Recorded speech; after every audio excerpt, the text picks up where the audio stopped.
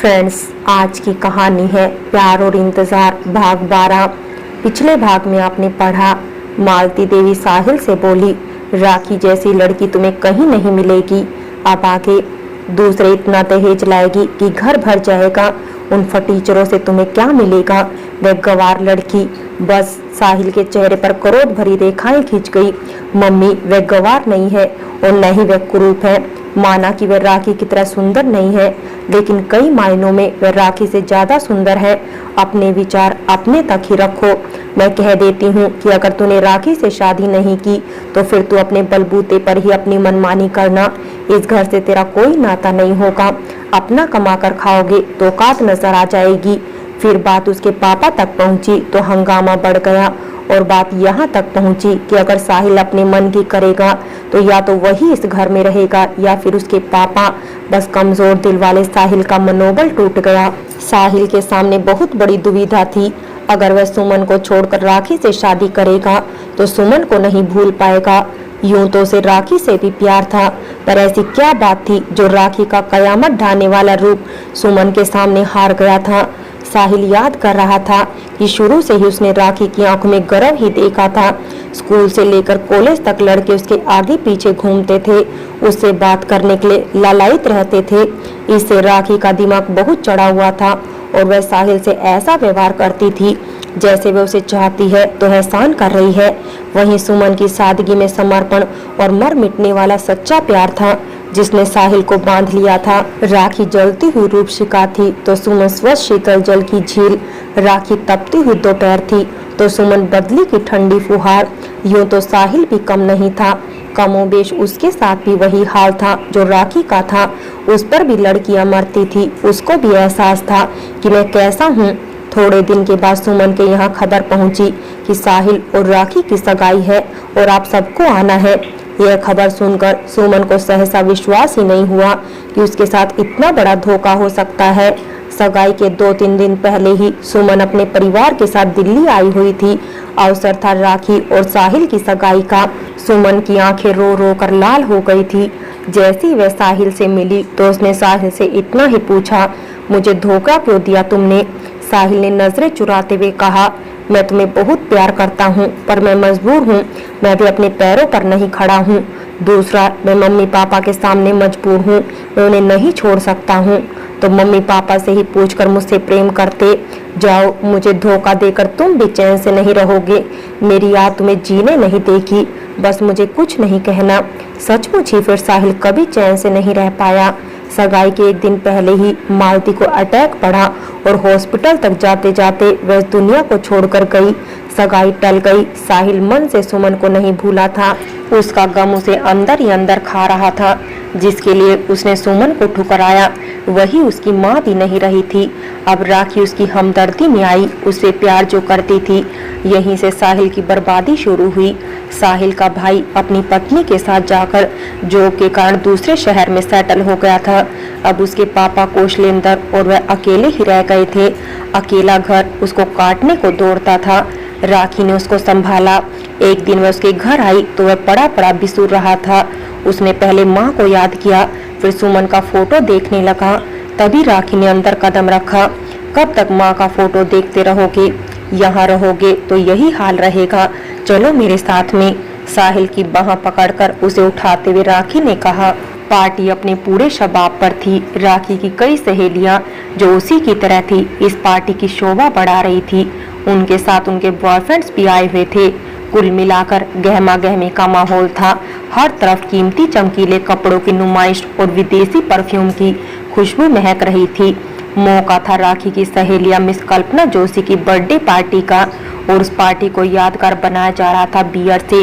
राखी साहिल के साथ दाखिल हुई तो कई जोड़ी निगाहें उन दोनों पर टिक कर रह गई। वाह, इस पार्टी का सबसे खूबसूरत जोड़ा, कहकर उसकी सहेलियों ने चुटकी ली। कुछ भी कहो, आखिरकार साहिल पर हाथ मारा तुम्ही ने। उधर जेंट्स साहिल से ईर्ष्या कर रहे थे कि इतने सुंदर लड़की। रिजी भी तो साहिल पर। धीरे धीरे साहिल अपने सारे गमों को भूल गया और पार्टी को एंजॉय करने लगा।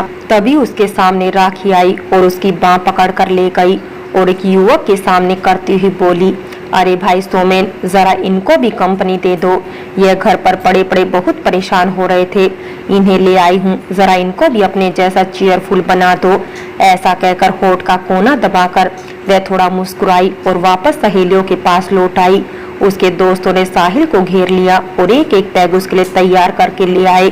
साहिल ने मना किया मगर वे बोले, अरे यार, क्या औरतों की तरह नह नह करते हो, मर्दों की तरह ठाठ से जियो, जिंदगी के मजे उठाओ। चलो, तुम्हें मेरी कसम है, एक चक्कर तो देखो, ये खाली बियर है और कुछ भी नहीं है, इसे कुछ भी नहीं होता।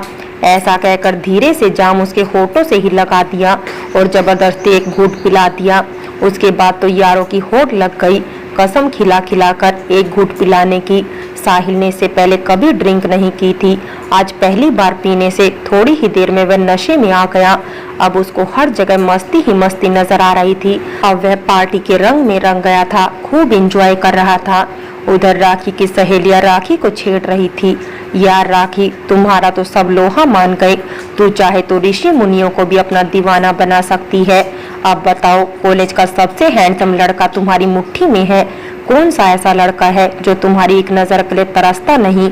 राखी बड़े ही गर्व से मुस्कुराई। शालिनी बोली, अब ऐसा भी नहीं है कि हर कोई इनकी नजर के तीर से घायल हो जाए, बड़े बड़े ऐसे पड़े हैं जो सुंदर से सुंदर लड़की आ जाए उसको भी नहीं गिनते।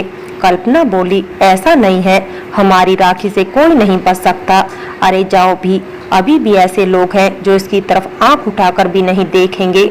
अब राखी को भी गुस्सा आया, वह भी अपनी तरंग में आ गई और अकड़कर बोली, ऐसा कौन है जो मुझसे बच जाए। सोनी बोली, है एक ऐसा सिर फिरा। राखी बोली, पर तुम लोग उसे कैसे जानते हो और उसी के पीछे क्यों पड़े हो। ऐसा कहकर उसने चारों तरफ देखा तो मोहिनी ने अपनी नजरें घुमा ली और अपनी आंखों की नमी को छुपाते हुए चश्मा लगा लिया। सहेलियों ने बताया कि एक इंडस्ट्रीज का मालिक अंकित मल्होत्रा है। अपनी मोहिनी का दिल उस पर आ गया और मोहिनी का उसकी वजह से शोबिस से भी ब्रेकअप हो गया। इतने दिन उसके पीछे पीछे घूमी और इसने खुद ही प्रपोज किया, पर उस घमंडी ने इसे दुत्कार दिया। अब बताओ, जिसके पीछे पीछे लोग घूमते हैं पर वह किसी को घास नहीं डालती, पर इसने उस अंकित के लिए अपने बॉयफ्रेंड को भी छोड़ दिया। यह कम इंसल्ट की बात है, यह हम सब के लिए शर्म की बात है, उसे नीचा दिखाना है। मोहिनी कुछ सोचने लगी और कुछ भावुक हो गई। हो क्या गई, कर दी गई कुछ बियर का नशा। यह राखी ने नई हाई सोसाइटी ज्वाइन की थी। यह हाई सोसाइटी के बड़े घर के बेटे बेटियां थे जिनके पेरेंट्स अत्यधिक बिजी होने के कारण जानते ही नहीं थे कि उनके बच्चे इस समय कहाँ हैं। हालांकि राखी के पेरेंट्स इतने अमीर नहीं थे, पर राखी ने अपनी सुंदरता के बल पर इनमें अपनी पैठ बना रखी थी। इन लोगों के महंगे महंगे शौक थे। इन सब के साथ साथ अब राखी को भी इनका चस्का लगने लगा था और आज वह साहिल को भी यही खींच कर लाई थी। सहेलियों और मोहिनी की बात सुनकर राखी किसी स्पेशलिस्ट की तरह बोली, कितनी उम्र का है। लगभग 35-36 का होगा। राखी ने आश्चर्य व्यक्त किया, इतनी उम्र तक शादी नहीं की और कोई अफेयर भी नहीं, कमाल का बंदा है। मोहिनी ने बताया, कोई कमाल का बंदा संदा नहीं है साला, कॉलेज लाइफ से ही इसका एक लड़की के साथ अफेयर चल रहा था। यह बहुत सीरियस था, इसलिए कई सालों तक वैसे उल्लू बनाती रही। फिर इससे भी अमीर आदमी से शादी करके विदेश चली गई। सुनते हैं इसने सुसाइड भी करने की कोशिश की थी पर बच गया। बस उसी दिन से यह सब लड़कियों को धोखेबाज समझता है। सोनी बोली, इसको फंसाना टेढ़ी खीर है, यह चक्कर में नहीं आने वाला। राखी के बस की बात नहीं है। राखी को ऐसा लगा उसकी ब्यूटी का निरादर हो रहा है। उसके घमंड ने सिर उठाया, कौन कहता है कि मेरे बस की बात नहीं है, और अगर मैंने उसे अपने बस में नहीं कर लिया। सोनी आगे बढ़कर बोली, तो तू जो भी कहेगी वही करेंगे। मोहिनी बोली, तू ऐसा करके दिखा दे, मैं ये हीरे का नेकलेस शर्त पर लगाती हूँ, अगर तू जीत गई तो यह हार तेरा। उस जगमगाते हीरे के नेकलेस को खरीदने की सामर्थ्य राखी में नहीं थी। वह गर्व से गर्दन ऊंची करके सबकी ओर देखते हुए बोली, आप सभी गवाह हैं इस शर्त के। उस शाम की पार्टी ने एक तूफानी कहानी की नींव रख दी, जिसमें लालच धोखे के रंग भरे साहिल के जीवन में बड़ा बदलाव आया था। राही बदल गई थी, राही भी बदल गए थे। साहिल ने अपने पापा के दबाव में ताबड़तोड़ कई इंटरव्यू दे डाले। उसे खन्ना इंडस्ट्रीज में जॉब भी मिल गई थी, वो भी मैनेजर की। थोड़े ही दिनों में उसने अपनी कार्यकुशलता से अपने मालिक के मन में अपना प्रभाव जमा लिया था। एक दिन साहिल अपने रूम में काम कर रहा था, तभी उसे चपरासी आकर बोला, आपको मालिक बुला रहे हैं।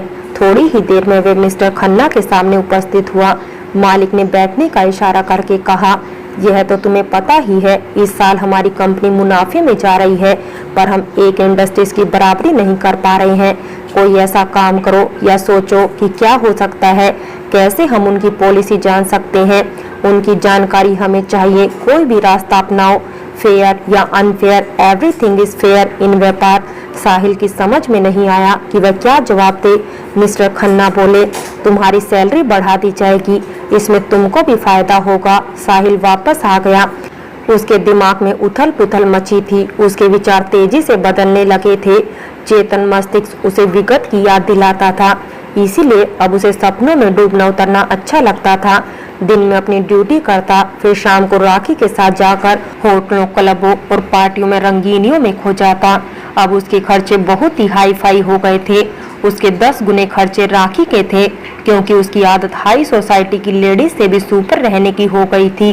महंगा मेकअप, ज्वेलरी, ड्रेसेस में मैचिंग इयररिंग्स में दिवाला निकलता था। ऊपर से इम्पोर्टेंट सामान यूज करना स्टेटस सिंबल था। साहिल ने अपने मालिक की बात राखी को बताई तो वह खुशी से उछल पड़ी। थैंक गॉड, जो तुमने इतना अच्छा अवसर हमें कमाने के लिए दिया, पर ये कैसे हो पाएगा? तुम चिंता ना करो, सब ठीक हो जाएगा। अब तुम देखना, जो मैं कहती हूँ वह तुम करते जाओ। अंकित मल्होत्रा एक इंडस्ट्रीज का मालिक इस समय बहुत ही परेशान सा लग रहा था। उसके सवेरे सवेरे आने वाले पेपर के साथ एक अत्यंत खूबसूरत गुलाबी रंग का कार्ड आया था, जिसमें उसका नाम लिखा था। उसने जैसे ही उस कार्ड को खोला, वैसे ही मदहोश कर देने वाली खुशबू सारे कमरे में फैल गई और वह खुशबू उसकी सांसों के साथ उसके मन में बस गई। कार्ड को उसने उलट पुलट कर देखा। खूबसूरत फूलों के बीच दिल बना हुआ था और उस पर बड़ी ही स्टाइल से लिखा हुआ था, माय लव।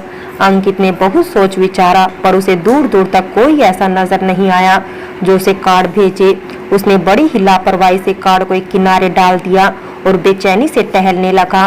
फ्रेंड्स, बाकी की कहानी अगले भाग में देखें, और अगर कहानी अच्छी लगी हो तो लाइक करें, शेयर करें और प्यार भरी कहानी चैनल को सब्सक्राइब करें।